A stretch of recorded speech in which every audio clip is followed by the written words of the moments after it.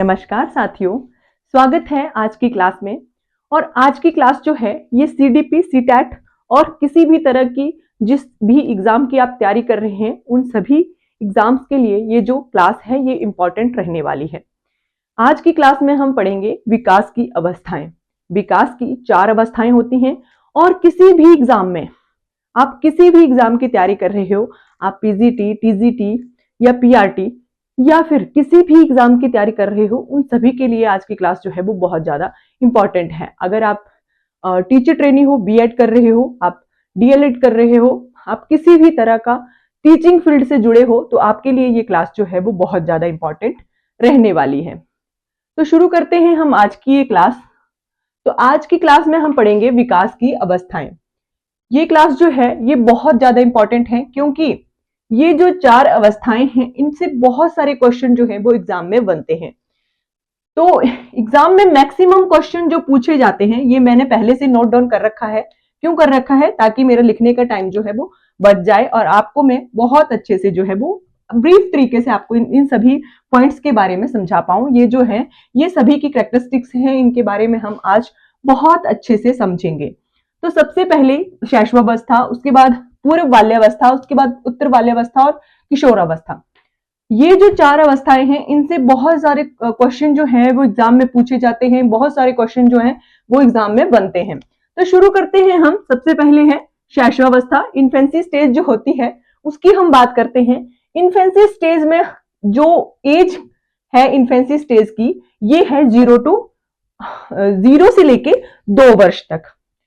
यहाँ पे गर्भाधारण अवस्था भी होती है उससे पीछे शैशवावस्था से, लेकिन उससे कम ही क्वेश्चन पूछे जाते हैं, तो उसके बारे में हम जो है वो आज रीड नहीं करेंगे। हम करेंगे शैशवावस्था से शुरू। इन्फेंसी स्टेज जो होती है उसमें आपको पता है जो बच्चा है, मतलब 0 मंथ से लेके 2 इयर्स तक का बच्चा आपको पता है केवल वो दूसरों पर ही निर्भर रहता है, तो उसके बारे में हम आज पढ़ने वाले हैं।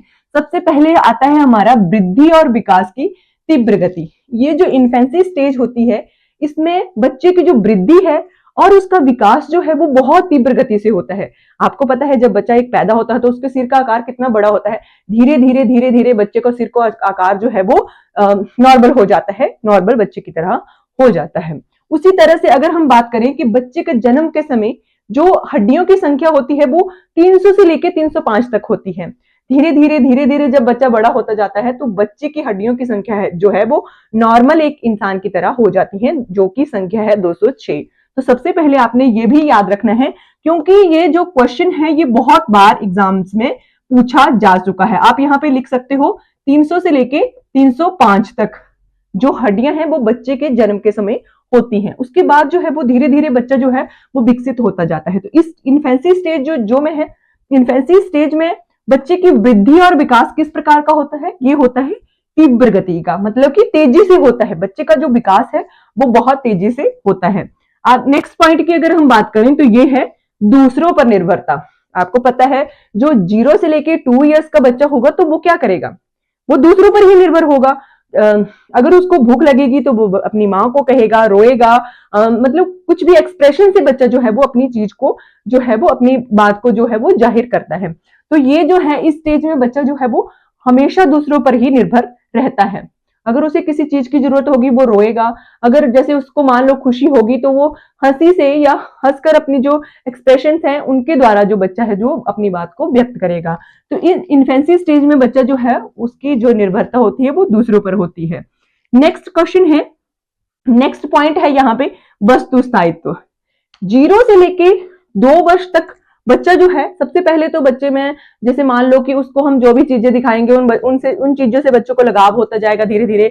2 इयर्स का बच्चा आपको पता है उसमें वस्तु का स्थायित्व जो है वो आ जाता है कि बच्चा जो है वो चीजों को समझ जाता है कि ये चीज हमारी है, ये चीज मेरी है। ये जो बच्चा है बच्चा समझ जाएगा कि ये मेरे माता पिता हैं या फिर दादा दादी है। मतलब बच्चे में जो चीज को लेकर, जो किसी भी वस्तु को लेकर जो है वो बच्चे का जो स्थायित्व है वो बन जाएगा।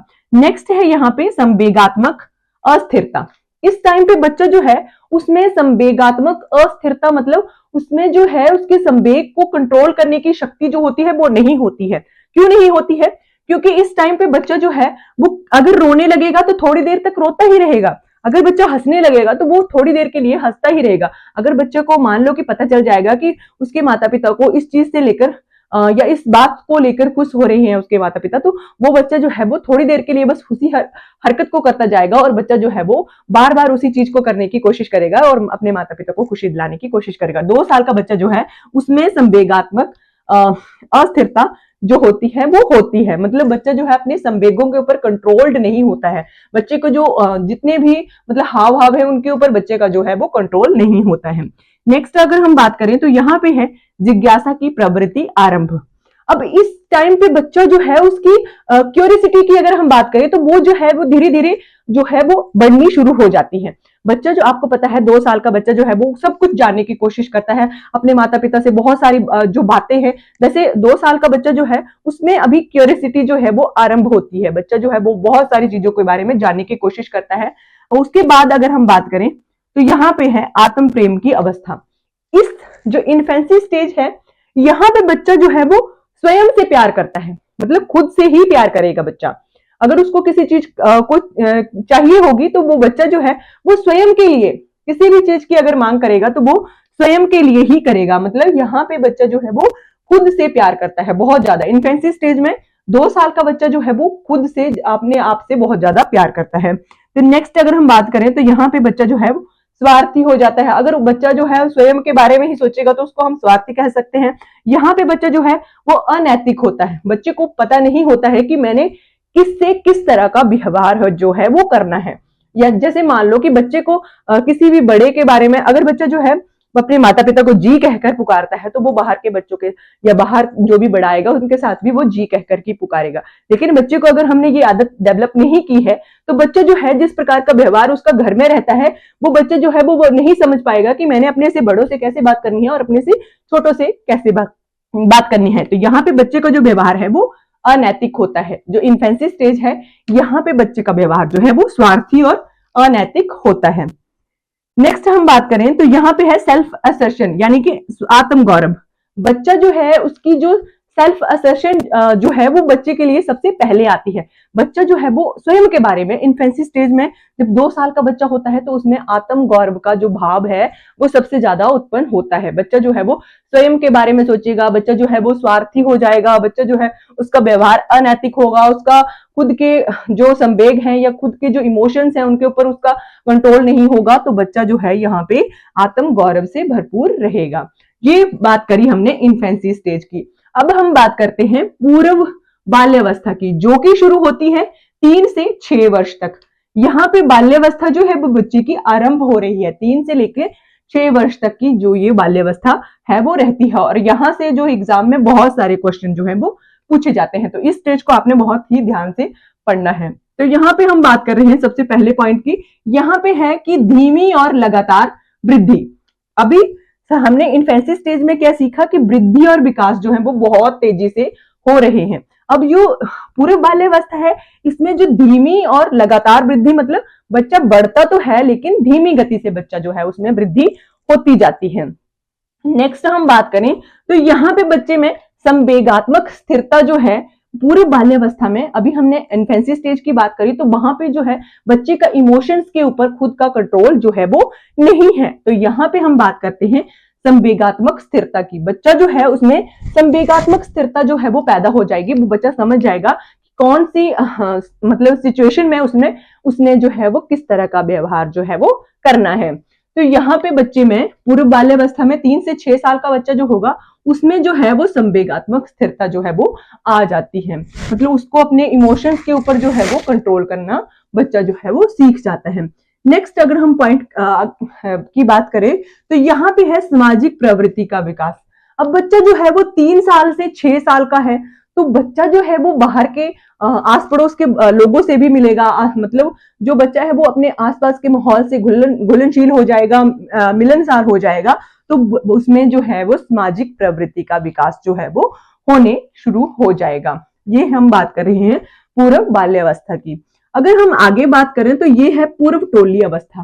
पूर्व टोली अवस्था मतलब कि उसकी जो पीयर ग्रुप्स हैं वो अभी बहुत बड़े बड़े नहीं है। बच्चा जो है वो अपनी उम्र के बच्चों के साथ खेल रहा है। उसके जो मतलब ज्यादातर बच्चा जो है वो अभी टोली जो है मतलब पीयर ग्रुप्स जो है उसके बनाने की अभी जो है वो बच्चा वो तैयारी कर रहा है। उसको पता नहीं है कि उसने मित्र कैसे बनाने हैं, उसने दोस्त कैसे बनाने हैं, क्योंकि आपको पता है ये जो है ये विद्यालय से पूर्व जाने की अवस्था भी होती है।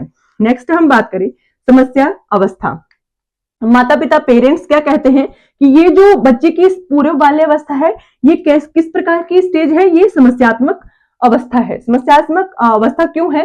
क्योंकि बच्चा जो है वो किसी भी चीज को जो है वो बच्चा वो बहुत अच्छे से नहीं समझ पाता है, वो बहुत ज्यादा बातें करता है, उसमें बहुत ज्यादा जो क्यूरियोसिटी है किसी भी चीज को जानने की वो बहुत ज्यादा बच्चे में होती है। जो माता पिता हैं वो कहते हैं इस एज को समस्या की अवस्था। जो पूर्व बाल्यावस्था है उसको माता पिता समस्या की अवस्था जो है वो कहते हैं। आगे है अनुकरण प्रवृत्ति। अब पूर्व बाल्यावस्था का बच्चा है 3 से 6 साल का बच्चा।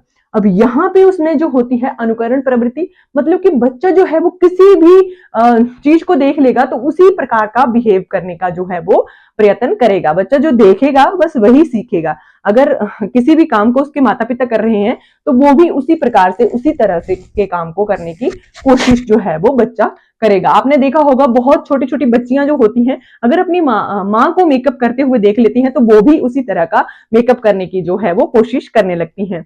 तो ये यहाँ पे पूर्व बाल्यावस्था में अनुकरण की प्रवृत्ति जो है वो बच्चों में बहुत ज्यादा होती है। नेक्स्ट है भाषा का विकास का काल। इस जो 3 से 6 साल की अवस्था है बच्चे में बहुत ज्यादा भाषा का विकास जो है वो होना शुरू हो जाता है। बच्चा जो देखेगा बस उसी जिस प्रकार की भाषा जो बच्चा सुनेगा उसी प्रकार की भाषा का बच्चा जो है वो अनुकरण शुरू कर देगा। ये जो है ये भाषा के विकास का काल है और ये एग्जाम में बहुत बार पूछा जा चुका है कि बच्चे में भाषा का विकास जो है वो कौन सी स्टेज में शुरू हो जाता है। तो इसको आपने याद रखना है, यहाँ पे होगा पूर्व बाल्यावस्था में बच्चे की जो भाषा है उसमें उसका विकास जो है वो शुरू हो जाता है। अब इस स्टेज को अभी मैंने आपको बताया कि ये पूर्व विद्यालयी अवस्था है। किस प्रकार की अवस्था है? पूर्व विद्यालय मतलब स्कूल को जाने से पहले की स्टेज है ये। 3 से 6 साल का बच्चा जो है अभी स्कूल नहीं गया है, वो अपने परिवार से अपने आस पड़ोस से या अपने संबंधियों से बच्चा जो है वो किसी भी चीज को वो है जो है वो सीख रहा है। ये किस प्रकार की स्टेज है? ये है पूर्व विद्यालयी अवस्था। टॉय स्टेज भी हम इसी को कहते हैं, ये टॉय एज है। ये क्वेश्चन ये बहुत बार जो है इसको हम मैं स्टार लगा देती हूँ क्योंकि ये बहुत बार जो है वो एग्जाम में पूछा गया है कि बच्चे की जो टॉय एज है वो कौन सी है। तो टॉय एज आपको पता है 3 से 6 साल की जो बच्चे की एज है उसको हम टॉय एज जो है वो कह सकते हैं। इसको हम प्ले एज कह सकते हैं। बच्चे की खेलने की जो आयु है वो कौन सी है? तो 3 से 6 साल की जो आयु है इसमें आपको पता है बच्चे के ऊपर विद्यालय का स्कूल का वर्डन जो नहीं वो जो है वो नहीं होगा। वो बच्चा जो है वो अपने माता पिता के साथ ज्यादा से ज्यादा टाइम जो है वो स्पेंड करेगा। तो ये जो एज है इसको हम प्ले एज भी कह सकते हैं। नेक्स्ट है हमारी अन्वेषणात्मक अवस्था। इसको हम ये कह सकते हैं कि बच्चा जो है वो बहुत ज्यादा जो जिज्ञासु प्रवृत्ति का होगा। बच्चे जो है वो किसी भी चीज को जानने की बहुत ज्यादा जो है वो कोशिश करेगा। बच्चा बहुत ज्यादा उसमें क्यूरियोसिटी भरी रहेगी। बच्चा जो है किसी भी चीज के बारे में जानने के लिए बहुत ज्यादा इच्छुक जो है वो हो जाएगा। इसको हम कहते हैं अन्वेषणात्मक अवस्था। इसको भी हम कह सकते हैं। पूर्व बाल्यावस्था की हम बात कर रहे हैं। आगे है ईगोसेंट्रिक स्पीच। बच्चा जो है वो अपने अहम में रहता है, उसमें बहुत ज्यादा जो अहम है मतलब उसमें जो है वो अपने बारे में उसमें उसकी स्पीच जो होती है वो किस प्रकार की जो भाषा है उसका यूज करता है। तो उसकी भाषा होती है ईगोसेंट्रिक स्पीच। वो बच्चा जो है वो देने की कोशिश करता है। इस एज में बच्चे की जो स्पीच होती है वो ईगोसेंट्रिक होती है। तो इसको भी मैं स्टार लगा रही हूँ। इसको भी आपने बहुत ज्यादा, वैसे तो ये सभी पॉइंट्स जो हैं वो बहुत ज्यादा इंपॉर्टेंट है, किसी ना किसी एग्जाम में ये पूछे जा चुके हैं। तो लेकिन ये जो ईगोसेंट्रिक स्पीच है इसके बारे में किसी एग्जाम में पूछा गया था। तो ये पूर्व बाल्यावस्था की बात है जब बच्चा जो है वो ईगोसेंट्रिक स्पीच जो है वो अहम केंद्रित जो स्पीच है उसको देता है। तो ये आपने याद रख लेना है। नेक्स्ट हम बात कर रहे हैं उत्तर बाल्यावस्था की। उत्तर बाल्यावस्था जब बच्चे का जो बचपन है वो जा रहा होता है। तो ये कौन सी एज में होता है? 7 से लेके 12 ईयर्स तक। इसको इस एज को आपने याद रख लेना है। 7 से लेके 12 वर्ष का बच्चा जो होता है वो उत्तर पोस्ट या लेट चाइल्डहुड अवस्था में जो होता है वो बच्चा होता है। इस अवस्था में लेट चाइल्डहुड या पोस्ट चाइल्डहुड भी हम इसको बोलते हैं। उत्तर वाली अवस्था 7 से लेके 12 ईयर्स तक की अवस्था जो है वो बच्चे की होती है। तो यहाँ पे हम पढ़ते हैं, यहाँ पे क्या दिया गया है? ये है प्रारंभिक स्कूली अवस्था। अभी आपने पढ़ा कि पूर्व बाल्यावस्था जो है उसमें बच्चा जो है वो अभी स्कूल नहीं गया है, बच्चा जो है वो अभी अपने घर पर ही अपने माता पिता के साथ ही टाइम जो है वो स्पेंड कर रहा है। अब जो इस एज में 7 से लेके 12 ईयर्स में बच्चा जो है वो स्कूल जाना जो है वो आरंभ कर देगा। ये इसको हम कह सकते हैं प्रारंभिक स्कूली अवस्था। ये एग्जाम में पूछा जा सकता है कि बच्चे की जो स्कूल की अवस्था है या प्रारंभिक स्कूली अवस्था है वो कौन सी है, तो वो आपने याद रखनी है उत्तर बाल्यावस्था जो है वो बच्चे की है। ये है स्कूल बच्चा अभी जाना आरंभ करेगा, बच्चा जो है वो धीरे धीरे चीजों को बहुत सारी चीजों को जो है वो सीखना शुरू करेगा। ये है बच्चे की प्रारंभिक स्कूली अवस्था। ये जो है वो बच्चे की गैंग एज है, यानी कि टोली उम्र है। अभी बच्चा पीछे हमने पढ़ा कि यहाँ पर जो है वो पूर्व टोली अवस्था है, इसमें बच्चे को बहुत ज्यादा मित्र जो है वो नहीं मिले हैं। तो यहाँ पे जब बच्चा स्कूल जाना शुरू कर देगा तो बच्चे को जो है वो टोली उम्र यानी कि बच्चा जो है वो गैंग्स में या टोलियों में रहना जो है वो शुरू कर देगा। बच्चा बहुत ज्यादा अपने मित्र बना लेगा, बच्चा उन्हीं के साथ जो है वो रहना पसंद करेगा। आगे है इसको जो पेरेंट्स हैं उनके द्वारा इस अवस्था को उद्यमी या उत्पाती अवस्था का भी नाम दिया गया है। अब जो पूर्व बाल्य अवस्था थी इसको माता पिता के द्वारा नाम दिया गया था समस्यात्मक अवस्था, और जो ये उत्तर बाल्यावस्था है इसको नाम दिया गया है उद्यमी या उत्पाती अवस्था। इसका नाम जो है वो पेरेंट्स के द्वारा दिया गया। क्यों दिया गया है? क्योंकि बच्चा जो है वो बहुत ज्यादा उत्पात करता है। बच्चा जो है स्कूल में जैसे मान लो कि वो घर से अभी गया होगा, उसमें अभी डिसिप्लिन्ड नहीं होगा। बच्चा जो है वो घर से जो भी कुछ सीख के गया होगा वो वही वाला बिहेव जो है वो स्कूल में भी करने की कोशिश करेगा। तो इसको नाम दिया गया है पेरेंट्स के द्वारा उद्यमी या उत्पाती अवस्था का। किसको दिया गया है? उत्तर बाल्यावस्था की हम बात कर रहे हैं। यहाँ पे बच्चे में जो है वो क्रिएटिविटी, बहुत ज्यादा क्रिएटिव बच्चा जो है वो चीजों को करने की कोशिश करेगा। आपको पता है बच्चा अभी लिखना सीख रहा होता है, पढ़ना सीख रहा होता है, तो बच्चे की जो क्रिएटिविटी है यहाँ पे बहुत ज्यादा एनहांस होती है। बच्चा जो है वो बहुत ज्यादा क्रिएटिव इस उम्र में होता है। तो क्रिएटिविटी की उम्र कौन सी है? उत्तर बाल्यावस्था, यानी कि 7 to 12 ईयर्स की अवस्था जो है वो बच्चे की क्रिएटिविटी की अवस्था है। यहाँ पे हम बात कर रहे हैं सोशल स्पीच। अभी पीछे हमने पढ़ा कि बच्चे की स्पीच कैसी थी, वो थी इगोसेंट्रिक।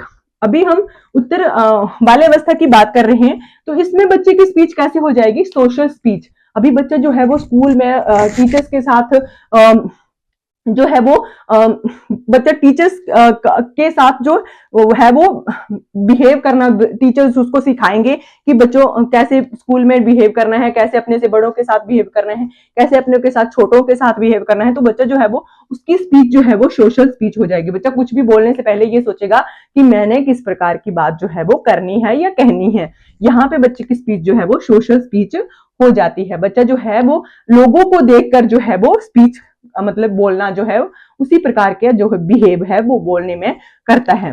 यहाँ पे है यौन प्रतिरोध। यौन प्रतिरोध मतलब कि बच्चा जो है वो इस उम्र में जो है वो बच्चा या अपने से अपोजिट सेक्स के ऊपर जो है वो बच्चा जो है वो नहीं, जो बात कर रहे हैं हम, अपने से जो सेम सेक्स का बच्चा जो होगा उसी के साथ बच्चा जो है वो जो अच्छा फील करेगा। बच्चा जो है मतलब अगर वो लड़का है तो लड़की के प्रति वो अटैच नहीं होगा, अगर वो लड़की है तो लड़के के प्रति वो अटैच नहीं होगी। मतलब उसको अपना ही सेक्स, यानी कि जो अगर लड़का है तो लड़के को लड़का ही जो है वो पसंद आएगा मित्र बनाने के लिए। यहाँ पे यौन प्रतिरोध की जो भावना है वो देखी जा सकती है। ये हम बात कर रहे हैं उत्तर बाल्यावस्था में। आगे है, इसको हम कह सकते हैं गोल्डन पीरियड। किसको कह सकते हैं? उत्तर बाल्यावस्था को। जब बच्चा 7 से 12 वर्ष की आयु में होता है तो इसको हम गोल्डन पीरियड कह सकते हैं। इसको हम गोल्डन पीरियड जो है वो कह सकते हैं। क्यों कह सकते हैं? क्योंकि इस उम्र में आपको पता है बच्चा जो है वो अभी प्री मेच्योर अवस्था में होता है। बच्चा जो है अभी परिपक्व अवस्था में बिल्कुल भी नहीं होता है। तो यहाँ पे हम बात कर रहे हैं ये जो है ये सुनहरी अवस्था या गोल्डन पीरियड, इस अवस्था को हम कह सकते हैं।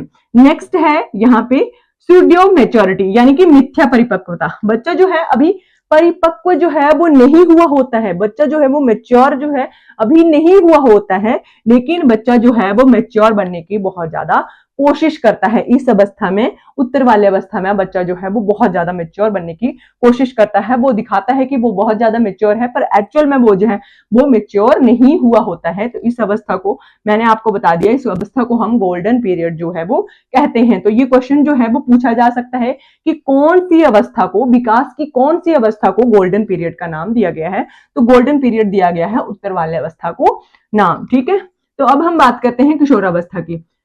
किशोरावस्था की आयु जो है ये है 13 से 19 वर्ष। कई बुक्स में 13 से 20 वर्ष भी दिया होगा, या कई बुक्स में 13 से लेकर 18 वर्ष भी दिया होगा। तो ये जो है ये 13 से 19 वर्ष की आयु है किशोरावस्था की, यानी कि एडोलसेंस की हम बात कर रहे हैं।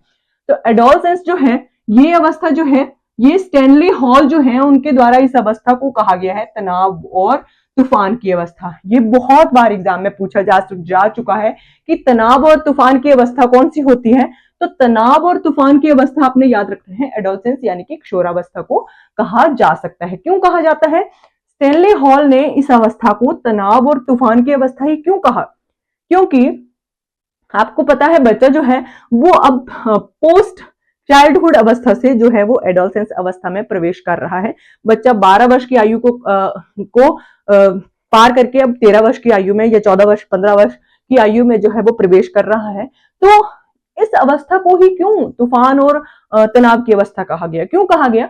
क्योंकि ये जो अवस्था है इसमें आपको पता है बहुत सारे बच्चों में चेंजेस होते हैं, उसमें मानसिक जो चेंजेस हैं वो भी होंगे, उसके सामाजिक चेंजेस भी होंगे। उसमें जो सबसे ज्यादा चेंजेस हैं वो इमोशंस को लेकर होते हैं, उसके शारीरिक चेंजेस भी इसी उम्र में होते हैं। तो इसी अवस्था को कहा जाता है कि सभी प्रकार के चेंजेस जो हैं वो इसी अवस्था में ही होते हैं।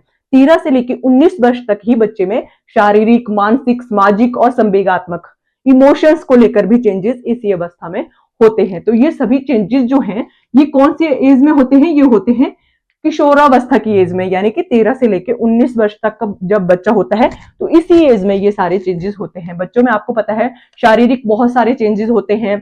लड़कों में जैसे उनकी जो एज आवाज है वो मोटी होना शुरू हो जाती है, लड़कियों में भी बहुत सारे जो चेंजेस हैं वो इसी एज में होते हैं। तो इसको स्टैनले हॉल के द्वारा कहा गया है तनाव और तूफान की अवस्था। ये जो पॉइंट है इसको तो आपने बहुत ज्यादा अच्छे से याद कर लेना है, क्योंकि ये बहुत एग्जाम्स में पूछा जा चुका है कि तनाव और तूफान की अवस्था कौन सी है। तो ये है एडोलसेंस, क्योंकि बच्चे के साथ सभी चेंजेस, मैंने अभी आपको बता दिया कि सभी चेंजेस जो है वो बच्चे के साथ एक साथ ही हो रहे हैं, चाहे वो शारीरिक हो, मानसिक हो, संवेगात्मक हो, सामाजिक चेंजेस हो। ये सभी चेंजेस जो है वो बच्चे के साथ एक साथ हो रहे हैं, इसलिए इसको कहा जाता है तनाव और तूफान की अवस्था। नेक्स्ट हम बात करें तो नायक पूजा का गुण। बच्चे में नायक पूजा का गुण मतलब बच्चा जो है वो किसी एक व्यक्ति को चुन लेगा, मतलब बच्चा जो है वो उसको अपना गॉड मान लेगा। ऐसे कहा जा सकता है कि बच्चा जो है वो उसी की पूजा करना शुरू कर देगा। एक बच्चा अपना हीरो चुन लेगा, हीरो वर्शिप इसको कहा जाता है, हीरो वर्शिप इसको कहा जाता है। क्यों कहा जाता है? क्योंकि बच्चा जो है वो एक नायक को चुन लेगा। जैसे मान लो कि बच्चे ने किसी भी व्यक्ति का व्यक्तित्व पढ़ा है, उसने रविंद्रनाथ टैगोर, वी.आर. अम्बेडकर, मतलब कोई भी व्यक्ति जो है वो उसकी तरह बनने की कोशिश करेगा। उसका वो जरूरी नहीं है कि वो नायक ही होगा, वो उसके माता पिता भी हो सकते हैं, उसके संबंधी भी हो सकते हैं, या कोई भी हो सकता है उससे जुड़ा हुआ व्यक्ति जो उसकी तरह ही बनने की वो कोशिश करेगा, उसको पूरी तरह से वो कॉपी करने की कोशिश करेगा, उसको वो हीरो बनाकर पूजा करने की कोशिश करेगा, उसमें अपने गुण, उसके गुण जो है वो खुद में लाने की कोशिश करेगा। बच्चा जो है वो हीरो वर्शिप यानी कि उसी को हीरो बनाकर उसकी ही पूजा करनी शुरू कर देगा। नेक्स्ट हम बात करते हैं सोशल मोरल और सोशल डेवलपमेंट। अब बच्चे में नैतिक और सामाजिक विकास जो है वो इसी एज में होता है। ये कौन सी एज है? ये है 13 से 19 वर्ष की एज। बच्चे का जो मॉरल डेवलपमेंट है और जो सोशल डेवलपमेंट है ये बच्चे की इसी एज में होते हैं। एरिक्सन की थ्योरी आपने पढ़ी होगी। एरिक्सन के द्वारा भी ये जो डेवलपमेंट की जो स्टेजेस हैं, बच्चे में किस प्रकार का विकास होता है, उन्होंने अपनी 8 स्टेजेस में बताया हुआ कि बच्चे का किस प्रकार से विकास जो है वो होता है। मॉरल और सोशल डेवलपमेंट इसी एज में जो है वो होती है बच्चे में। नेक्स्ट हम बात करें कि समाज का सक्रिय सदस्य। अब इस उम्र में बच्चा जो है वो समाज का यानी कि वो सोशल बनने की बहुत ज्यादा कोशिश करता है, वो समाज का सक्रिय सदस्य बन जाता है। अब आपको पता है कि 18 वर्ष में तो जो मताधिकार है वो भी बच्चे को प्राप्त हो जाता है, बच्चे को वोट देने का अधिकार जो है वो प्राप्त हो जाता है। तो उसी प्रकार से बच्चा जो है वो समाज का एक सक्रिय सदस्य जो है वो बन जाता है। बच्चा जो है समाज की नजरों में ऐसे काम करता है जिससे उसको मतलब बहुत ज्यादा खुशी मिले, या वो सोचता है कि बच्चे मेरी जो समाज वाले लोग हैं वो मेरी प्रेस करें, मेरा जो है वो सम्मान करें। बच्चा जो है वो समाज का एक सक्रिय सदस्य, एक्टिव जो मेंबर है वो बन जाता है। नेक्स्ट यहाँ पे पॉइंट है बुद्धि का अधिकतम विकास।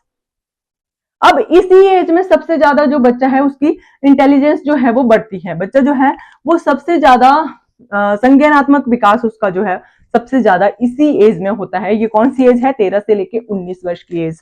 तो मैं बार बार रिपीट इसलिए कर रही हूँ ताकि ये एज जो है वो आपको याद हो जाए। तो ये जो है इसी एज में बच्चे का जो बुद्धि है उसका सबसे ज्यादा माइंड जो है वो शार्प होता है। ये भी एग्जाम में पूछा जा सकता है कि बुद्धि का अधिकतम विकास कौन सी एज में होता है, तो ये होता है किशोरावस्था में। आगे है विशिष्टता की खोज। अब बच्चा जो है वो ये जानने की कोशिश करता है कि मैं क्या हूं, मैं मतलब किस प्रकार का व्यक्ति हूं। बच्चा जो है वो विशिष्टता की खोज करता है कि मैं किस प्रकार औरों की नजरों में हीरो बन पाऊंगा, मैं किस प्रकार सभी की नजरों में आऊं। वो ज्यादा से ज्यादा अगर बच्चा बहुत ज्यादा पढ़ने में अच्छा है तो बच्चा जो है वो बहुत ज्यादा अच्छे अच्छे मार्क्स लाने की कोशिश करेगा, जिससे वो अपने टीचर्स की, अपने पेरेंट्स की नजरों में बहुत ज्यादा अच्छा बन जाए। अगर बच्चा बहुत ज्यादा शरारती है तो वो ऐसे ऐसे काम करेगा जिससे जो है वो बच्चा जो है वो सभी की नजरों में आ जाएगा। तो यहाँ पे बच्चा जो है वो ये जानने की कोशिश करता है कि हु आई एम, मैं कौन हूं, मैं मतलब किस प्रकार का व्यक्ति हूं। तो ये जो एज है यहाँ पे बच्चा जो है वो विशिष्टता की खोज में रहता है। नेक्स्ट यहाँ पे पॉइंट है कि वयस्कावस्था की ये दहलीज है। अभी बच्चा जो है वो 13 से 19 वर्ष में है, तो बच्चा जो है वो व्यस्क होने की ओर जो है वो बढ़ रहा है। बच्चा जो है वो धीरे धीरे उसमें अच्छा बुरा पहचानने की जो ताकत है वो आ रही है। उसमें जो है किस प्रकार का उसके साथ कोई बिहेव कर रहा है वो ये जान सकता है कि कौन व्यक्ति जो है उसके साथ अच्छा बिहेव कर रहा है, कौन सा व्यक्ति जो है वो उसके साथ जो है वो बुरा बिहेव कर रहा है। वो व्यस्कावस्था की दहलीज पर है, वो व्यस्क होने की अभी दहलीज पर खड़ा है कि वो अभी बच्चा व्यस्क तो नहीं बना है, वो अभी किशोरावस्था में ही है, लेकिन वो व्यस्क बनने की दहलीज पर खड़ा है। यहाँ पे होता है कल्पनाशीलता की बहुलता। अब इस एज में बच्चा जो है वो बहुत ज्यादा कल्पनाशील हो जाता है, वो अपना ही एक इमेजिनरी वर्ल्ड जो है वो क्रिएट कर लेता है। बच्चा सोचता है कि मैं ये काम करूंगा तो मेरे साथ ऐसा हो जाएगा। बच्चा जो है वो अपनी ही दुनिया में जो है वो मस्त हो जाता है। कल्पनाशीलता की उसमें बहुत ज्यादा बहुलता, मतलब कि कल्पनाशील वो बच्चा जो है वो बहुत ज्यादा हो जाता है। आपने देखा होगा 13 से 19 साल का बच्चा जो है वो काफी बड़ा हो चुका होता है, उसमें अच्छा बुरा पहचानने की जो क्षमता है वो आ चुकी होती है। तो ये जो है इसमें बच्चे में बहुत ज्यादा जो इमेजिनरी पावर जो है वो बहुत ज्यादा जो है बच्चे में डेवलप हो जाती है। यहाँ पे हम बात कर रहे हैं, आगे है विद्रोह की प्रवृत्ति। विद्रोह की प्रवृत्ति अब यहाँ पे क्यों कहा गया है? क्योंकि इस उम्र में बच्चा जो है सबसे ज्यादा बच्चे को अगर संभालने की जरूरत होती है तो वो किशोरावस्था में ही होती है। अगर बच्चा किसी गलत राह पर चला गया तो उसको वापस लाना बहुत ही ज्यादा मुश्किल होता है। या किसी राइटर ने यहां तक कह दिया था कि किशोरावस्था जो है वो एक पगडंडी की तरह है, जिसमें जाने का रास्ता तो है लेकिन वापस आने का रास्ता जो है वो नहीं है। अगर बच्चा जो है वो किसी अच्छे राह पर जा रहा है तो बच्चा जो है वो अच्छे काम ही जीवन भर करता रहेगा। या बच्चा जो है अगर किसी गलत राह पर चला गया तो उसको वापस वहां से लाना बहुत ही ज्यादा डिफिकल्ट हो जाता है। तो यहाँ पे विद्रोह की प्रवृत्ति इसलिए कहा गया है क्योंकि बच्चा जो है इस उम्र में बच्चा जो है वो अपनी बातों को मनवाने की बहुत ज्यादा कोशिश में रहता है। बच्चा जो है वो चाहता है कि मेरी बात को ही अहमियत जो है वो दिया जाए। कि अगर उसको किसी काम को लेकर पेरेंट्स मना कर देते हैं कि नहीं बेटा ये काम अच्छा नहीं है, तो बच्चा जो है वो विद्रोह की प्रवृत्ति भी उसमें विकसित हो जाती है। बच्चा जो है वो विद्रोही भी बन सकता है इस एज में। तो बच्चा जो है वो ये चाहता है कि उसी की बात को सबसे ज्यादा जो है अहम दिया जाए, या उसी की बात जो है वो मानी जाए, उसकी बात जो है वो टाली ना जाए। वो बच्चा जो है वो सोचता है कि मैं जो काम कर रहा हूं बस वही सही है और बाकी जो कह रहे हैं वो काम जो है वो गलत है। तो इसमें विद्रोह की प्रवृत्ति भी यहाँ पे कई बार आ जाती है। बच्चा जो है उसका अपने इमोशंस के ऊपर कंट्रोल नहीं होता है। बच्चा जो है उसमें ऐसे ऐसे चेंजेस हो रहे होते हैं कि बच्चा जो है वो विद्रोह की प्रवृत्ति भी उसमें कई बार जो है वो आ जाती है। यहाँ पे है स्वाभिमान की भावना। अब बच्चा जो है उसमें बहुत ज्यादा स्वाभिमान की भावना होती है। बच्चा जो है वो सोचता है कि, मैंने अभी आपको बता तो दिया कि वो बच्चा सोचता है कि मैं ही, जो मैं कर रहा हूं बस वही सही है, बाकी जो मेरे बारे में कह रहे हैं वो गलत है। जैसे कि आपने सुना होगा कि अभी बच्चा जो है वो वयस्क तो नहीं हुआ होता है, लेकिन बच्चा जो है वो वयस्क अवस्था की दहलीज पर वो बच्चा जो है वो खड़ा होता है। जैसे मान लो कि हमें ही कई बार घर में कह दिया जाता है कि, हम कहते हैं कि अगर हम किसी काम को करते हैं तो हमसे कहा जाता है कि अभी आप इतने बड़े नहीं हुए हो कि आप इस काम को करने लग पड़ो। और अगर हम उस काम को नहीं करते हैं कई बार, तो हमसे ये कहा दिया जाता है कि आप इतने बड़े हो गए हो, क्या आप इस काम को नहीं कर सकते हो। इस प्रकार की जो बातें हैं वो इस अवस्था में सुनने को मिलती हैं। बच्चा जो है उसमें स्वाभिमान की भावना जो है वो बहुत ज्यादा जो है वो डेवलप हो चुकी होती है।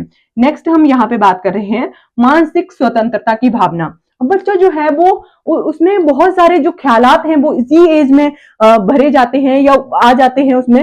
वो मानसिक स्वतंत्रता चाहता है। इस एज पे बच्चा जो है वो किसी भी तरह का बंधन जो है वो नहीं चाहता है। बच्चा चाहता है कि मुझे आजादी दे दी जाए, लेकिन वास्तव में तो ये एज सबसे ज्यादा तूफान और तनाव की अवस्था है। इसलिए बहुत ज्यादा पेरेंट्स जो हैं उनको इस अवस्था में अपने बच्चों का जो है वो बहुत ज्यादा ध्यान रखना चाहिए।